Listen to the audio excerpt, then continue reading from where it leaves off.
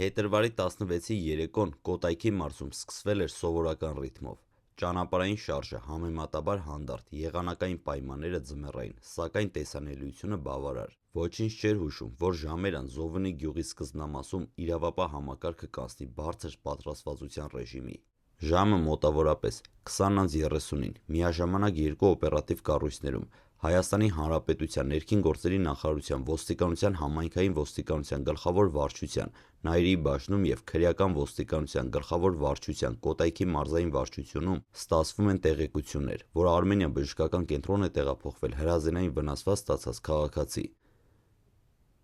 Բժշկական կենտրոնի հերթապահ խումբը իրավապահներին հայտնում է, որ վիրավորը ստացել է հրազենային վնասված ձախ ոտքի հատվածում։ Վիճակը գնահատվում է ծանր, սակայն կայունացման ուղղությամբ իրականացվում են անհետաձգելի վիրահատական միջոցառումներ։ Վիրավորը տեղափոխվում է վիրահատարան և տվյալ պահին ի վիճակի չէ որևէ բացատրություն տալ կատարվածի վերաբերյալ։ Այս փուլում իրավապահների առաջնորդ խնդիրը դառնում է առաջինը՝ վնասվածքի ստացման վայրի ճշգրտումը, երկրորդը՝ մասնակիցների ինքնության պարզումը, երրորդը՝ հնարավոր երկրորդական վտանգների կանխումը։ Օպերատիվ աշխատանքի արդյունքում պարզվում է, որ վիրավորը հիվանդանոց է տեղափոխվել Զովունի Եղվարդ ավտոճանապարհի Զովունի գյուղի սկզբնամասից։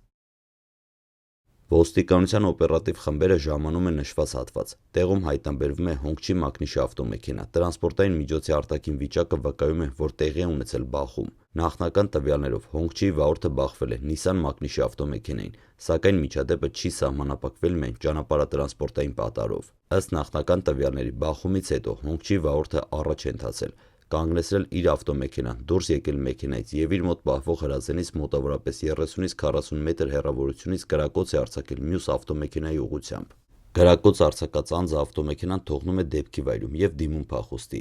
Այս պահից միջադեպը արդեն դասակարգվում է որպես հրազենային միջադեպ, հնարավոր դիտավորության վնաս պատճառելու հատկանիշներով։ Դեպքի մասին տեղեկությունը ոստիկանության Նայիրի բաժնից փոխանցվում է Հայաստանի Հանրապետության քննչական կոմիտեի Կոտայքի մարզային քննչական վարչության Նայիրի քննչական բաժին։ Քննչական կոմիտեի փորձագետը տեղում կատարում է հետքաբանական և բալիստիկ բնույթի առաջնային աշխատանքներ։ Մինչ քննիչներ աշխատում են դեպքի վայրում, ոստիկանության օպերատիվ ծառայողները զուգահեռ իրականացնում են որոնողական միջոցառումներ հնարավոր կասկածյալին հայտնաբերելու ուղղությամբ։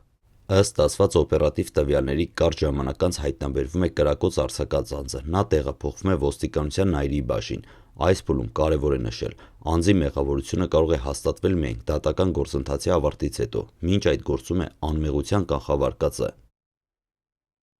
Այս պահին գործը գտնվում է նախաքննության փուլում և կան մի շարք առանցքային հարցեր։ Առաջինը՝ բախումը պատահական էր, թե դիտավորյալ ստեղծված իրավիճակ։ Երկրորդը՝ կրակոց արձակվել է նախապես պատրաստված զենքով։ Երրորդը՝ միջադեպը ճանապարհային վեճի արդյունք է։ Չորրորդը՝ կա նախնական հակամարտություն մասնակիցների միջև։ Հինգերորդը՝ կրակոցի նպատակը եղել է վախեցնել, թե վնաս պատճառել։ Այս բոլոր հարցերի պատասխանները հնարավոր կլինի ստանալ միայն փորձաքննությունների, հարցաքննությունների և ապացույցների համադրման արդյունքում։ Փետրվարի 16-ի միջադեպը նախնական տվյալներով սկսվել է որպես ճանապարհային բախում, սակայն դրանից հետո տեղի ունեցած գործողությունը հրազենի կիրառումը իրավիճակը տեղափոխել է արդեն քրեական ծանր հարթություն։ Քննությունը այս փուլում պետք է հստակեցնի, արդյոք սա եղել է հանկարծակի վիճաբանության արդյունք, թե նախապես գոյություն ունեցող կոնֆլիկտի շարունակություն։ Հավաքված նախնական տվյալների հիման վրա քննությունը փորձում է վերակառուցել դեպքի զարգացումը րոպե առ րոպե, տրանսպորտային միջոցների բախումը, Հոնգչիի մակնիշի ավտոմեքենայի առաջընթացքը, վարորդի դուրս գալը մեքենայից, հրազենի կիրառումը մոտ 30-40 մետր հեռավորությունից, ավտոմեքենայի թողնումը և փախուստը։ 30-40 մետր հեռավորությունը կարևոր հանգամանք է։ Այդպիսի տարածությունից նպատակային կրակոցը պահանջում է որոշակի ուղղորդվածություն և վերահսկվող գործողություն, սա արդեն քննության ուշադրության կենտրոնում է։ Եթե հաստատվի, որ կրակոցը եղել է նպատակային և ուղղված կոնկրետ անձին, ապա իրավական գնահատականը կարող է լինել ավելի ծանր։ Քրեական վարույթի շրջանակում հնարավոր են մի քանի իրավական որակումներ, կախված ապացույցներից։ Առաջինը՝ դիտավորությամբ առողջությանը ծանր վնաս պատճառելը։ Եթե հաստատվի, որ կրակոցը նպատակային է եղել և առաջացրել է ծանր վնաս, կարող է կիրառվել դիտավորությամբ առողջությանը վնաս պատճառելու հոդվածը։ Երկրորդը՝ սպանության փորձ։ Եթե քննությունը պարզի, որ կրակոցի նպատակը եղել է կյանքի զրկելը, սակայն հանգամանքների բերումով մահ չի վրա հասել, ապա հնարավոր է որակումը որպես սպանության փորձ։ Այս երկու որակումների միջև տարբերությունը հիմնվում է կրակոցի ուղղության, մարմնի հատվածի, կիրառված զենքի, կրակոցի ինտենսիվության, բժշկական եզրակացության վրա։ Ձախ ոտքի հատվածում ստացված վնասվածքը ինքնին դեռ չի նշանակում, որ նպատակը սպանությունն է եղել, բայց պետք է հաշվի առնել կրակոցը մեկն է եղել, թե մի քանիսը, որքան հեռավորությունից, ինչ դիրքում է գտնվել վիրավորը։ Դեպքի վայրում հայտնաբերված հնարավոր պարկուճները, փամփուշտները կամ մետաղական բեկորները կուղարկվեն փորձաքննության։ Բալիստիկ փորձաքննությունը պետք է պարզի, որ տեսակի զենք է օգտագործվել, կրակոցի ուղղությունը, կրակողի հնարավոր դիրքը, հեռավորությունը, զենքը օրինական է, թե ոչ։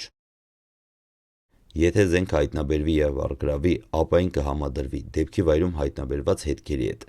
Քննությունը պետք է պարզի նաև բախման բնույթը, տրանսպորտային փորձաքննությունը կպատասխանի, բախումը եղել է պատական, արդյոք այն կարող է լինել կանխամտածված արգելակում, որ մեքենան է խախտել երթևեկության կանոնները։ Եթե պարզվի, որ բախումը եղել է դիտավորյալ սադրիչկայլ, ապա միջադեպի իրավական պատկերը կդառնա ավելի բարդ։ Տեղեկությունների համաձայն դեպքի վայրում եղել է նաև մոտոցիկլավար, որը օպերատիվ տվյալներով կարող է լինել տուժող, քննությունը պետք է պարզի։ Մոտոցիկլավար պատական անցորդ էր, թե միջադեպի մասնակից, արդյոք կրակոցը նաև նրա ուղղությամբ է արձակվել, կան նախնական կապ կողմերի միջև։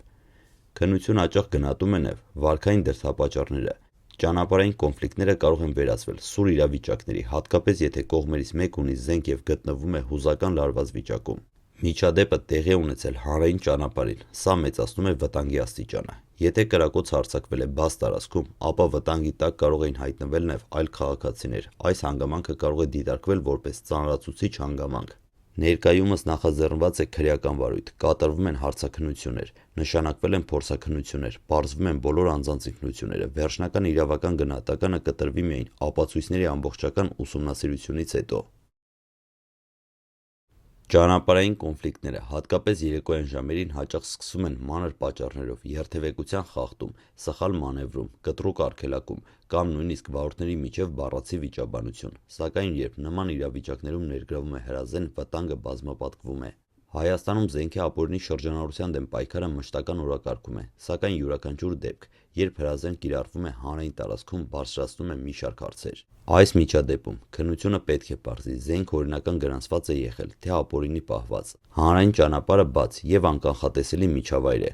Այդ պայն այնտեղ կարող են լինել այլ վարորդներ, հետիոտներ, բնակիչներ։ Այս հանգամանքը քրեական իրավունքում հաճախ դիտարկվում է որպես հանրային վտանգի բարձր աստիճան։ Վերջին տարիներին մասնագետները հաճախ խոսում են ճանապարհային ագրեսիայի աճի մասին։ Ագրեսիան կարող է պայմանավորված լինել ստրեսով, սոցիալական լարվածությամբ, հուզական անկայունությամբ, վարորդական մշակույթի խնդիրներով, սակայն զենքի առկայությունը նման իրավիճակում կտրուկ փոխում է հավասարակշռությունը։ Այն ինչ կարող էր ավարտվել բանավոր վիճաբանությամբ վերածվում է քրեական ծանր միջադեպի։ Վիրավորի կյանքը հաջողվել է փրկել բժիշկների արագ արձագանքի շնորհիվ։ Ձախ ոտքի հատվածում ստացված հրազենային վնասվածքը ըստ նախնական տվյալների եղել է ծանր, սակայն ոչ մահացու։ Բժշկական եզրակացությունը կարևոր նշանակություն ունի իրավական որակման հարցում։ Այն պետք է պարզի վնասվածքը դասում է թեթև, միջին, թե ծանր մարմնական վնասվածքի կատեգորիային։ Սա ուղղակիորեն ազդում է մեղադրանքի ձևակերպման վրա։ Փետրվարի 16-ի երեկոյան տեղի ունեցած միջադեպը դեռ գտնվում է քննության փուլում, սակայն արդեն այժմ կարելի է ասել,